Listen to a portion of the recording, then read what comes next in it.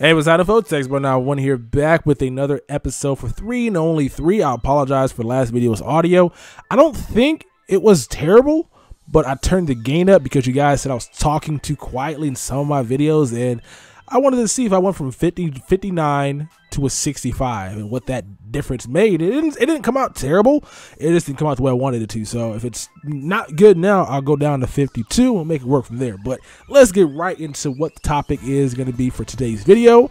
And this one I just came up with because when you scroll on Twitter and you scroll in comment section, you see dumb comments, and I swear I have the urge all the time to just wish like I had an ability to like fly to that person's house that left that comment and just punch square in the face. So this is where this spawned from. This 3 and only 3 is going to be centered around what 3 and only 3 people in the world would you not mind doing jail time for assaulting. And by jail time, for those that don't know what jail time is less than 2 years. And with time served or good behavior, stuff like that, it'll probably be less than a year. So pretty much I'll rephrase the question. What 3 people in this world would you not mind going to jail by beating up? Like I can go hours on this topic because there are plenty of people in this world that I just want to get one good punch at and just walk away, or walk to the police station, turn myself in, and go to jail. And there's so many people in the world that deserve an ass whooping. Like, they deserve an ass whooping, and unfortunately we cannot give it to them, because if we do, we'll go to jail. But in this scenario, you don't care about the consequences. You just want to whoop that person's ass so badly and just take the 2-year punishment if it becomes that. So let me know in the comment section below what 3 people you guys choose, and don't pick any girls unless you're a girl. I don't want any Ray Rices in my comment section whatsoever. None. So if you're a girl, you can pick girls, but if you're a guy, it pretty much has to be a guy. I feel like if you're a guy that hits a girl, you're gonna get the book thrown at you and probably go to, actually probably not, you know our justice system, you might get misdemeanor and get off with a warning, because that seems to be the trend when it comes to domestic violence in this country. But let me not talk about that in this video. So first on my list, or first on my hit list, or first on my knockout list, pretty simple, and that would be Terrence Howard. And I do not do much in the way of hating. I'm pretty easy to get along with, but Terrence Howard, never met the guy, but every single movie he's in, man, he's always playing a sucker or a guy that, or a snake, basically. He's always playing a guy that would do anything to get his, and I don't understand why he always portrays that in every single movie. He was even a sucker in Iron Man, and he was a sucker after Iron Man when they recasted him because he wanted more money. He is just not a likable guy, and if I had the opportunity to,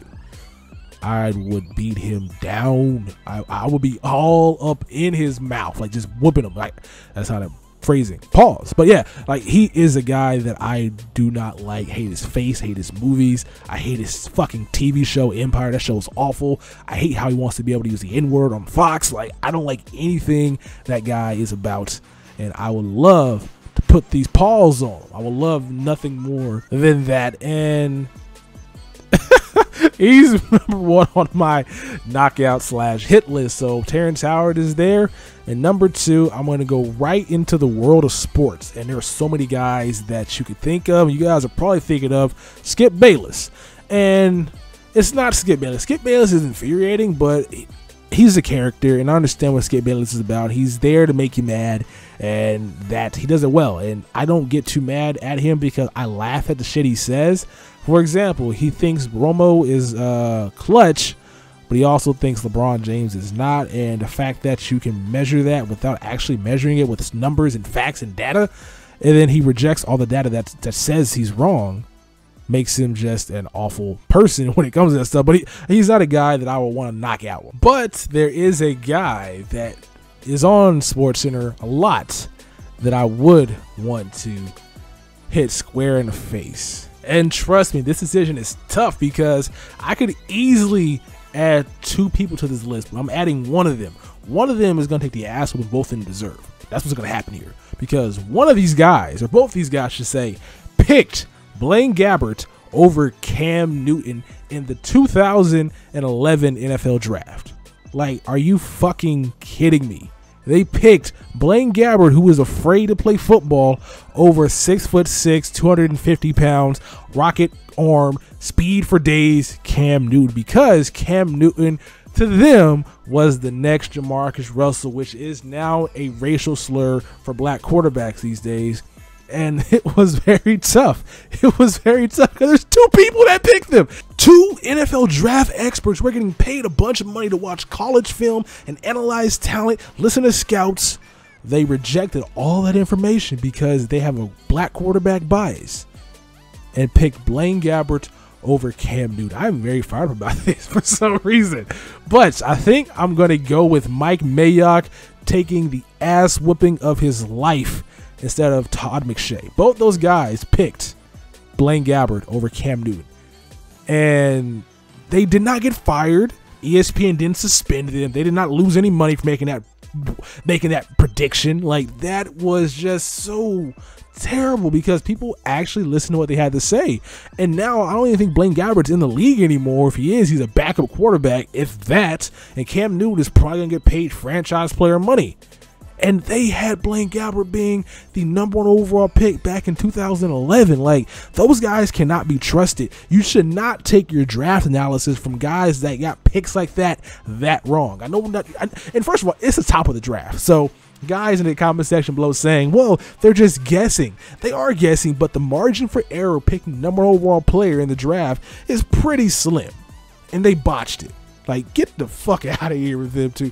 I would whoop Mike Mayock's ass, and I would have Todd McShay watch it. This could be you, but he's taking it because I chose that he would take this ass whooping and not you. So that is my #2 on the list. So we got Mike Mayock, and we got Terrence Howard, and the last person on my list. And don't forget in the comment section below, let me know what 3 and only 3 people you would not mind doing jail time for beating up. My #3 on the list is going to be, I'm going off the board here. I'm going off the board. You guys do not know who this is, and that is a guy named Blaine. A guy named Blaine. He and I went to the same elementary school, and he stole my Toy Story RC car. I caught him playing with it, and I went to go beat him up. His dad proceeded to chew me out, and I've never seen that kid since. So if I saw Blaine now, we're probably the same age, probably 23 years old, I would knock Blaine the fuck out.